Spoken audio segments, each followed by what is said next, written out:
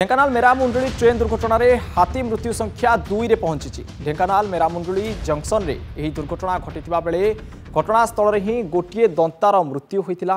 अन्य गुरुतर हाथी को कपिलास रेंज हाथी संरक्षण केन्द्र को आनी चिकित्सा करा जाउथिला। हेले आज चिकित्सित अवस्था हाथीटीर मृत्यु होइछि। आज संरक्षण केन्द्र रे अन्य एक हाथीर मध्य चिकित्साधीन अवस्था मृत्यु होइछि। ए हाथीटी आठगढ़ रे बोमा खाई गुरुतर होइतिला। मृत दुई हाथी भितरु 2 जण जाक माई हाथी बोली सूचना मिली।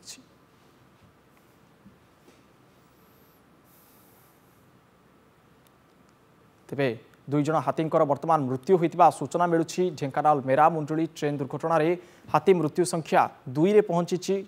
किछि दिन पूर्व बोमा खाई हाथीटीर पार्टीटी संपूर्ण नष्ट हो जाइतिला। ताकू ढेंकानाल रखा जाई चिकित्सित करा जाउतिला, किंतु वर्तमान ताहार मृत्यु होइतिबा मध्य जणा पड़िछि। ए संक्रांत में अधिक आलोचना करबा आम सहित फोन लाइन जोड़ी होइछन्ति ढेंकानाल रिपोर्टर सत्यस्वरूप दास।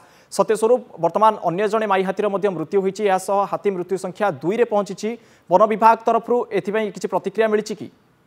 अलौकिक सीधासलख जदि कहीपर कपिलास हस्ती संरक्षण केन्द्र में दुईटी हाथी मृत्युवरण करवा सीधासलख ये गोटे कौटि ना कौटि हाथी सुरक्षा उपर प्रश्नवाची सृष्टि होती। आम जमी कह गत किछि दिन तले ट्रेन दुर्घटन गोटे दंतार मृत्यु होता और से दुर्घटन आउ एक माई हाथी आहत होता जार चिकित्सा करा कपिलास हस्ती संरक्षण केन्द्र में। सेहीपरि आठगढ़ वन विभाग अधीन गोटे हाथी जंगल में बुलूला बेले गोटे बोमा खाई बारा मारे बोमा बिछा बोमा खाईला तार पार्टी क्षत होता और कपिलास स्थानांतरित करा ए दुईटी कथा चित्र जे देखा दुईटी जाक अलौकिक दुईटी जाक हाथी हूँ माई एवं से 2 जण जाक मृत्युवरण करजेतु 2 जण आहत थे। किंतु गोटे बड़ प्रश्न एवं उठी जे कपिलास हस्ती संरक्षण जो चिकित्सा करा हाथी मान रखापी लक्ष लक्ष टंका खर्च करा सुरक्षित रखा लक्ष लक्ष टंका खर्च करा दुईटी हाथीर चिकित्सा उपर कौटि ना कौटि समस्या सृष्टि होती। कहीं स्थानीय डॉक्टर ना पशु सुरक्षा जो डॉक्टर अच्छा से भल डॉक्टर ना हाथी मान चिकित्सा कर जहाँफल दुईटी हाथी आज मृत्युवरण कर सीधासल कहीपर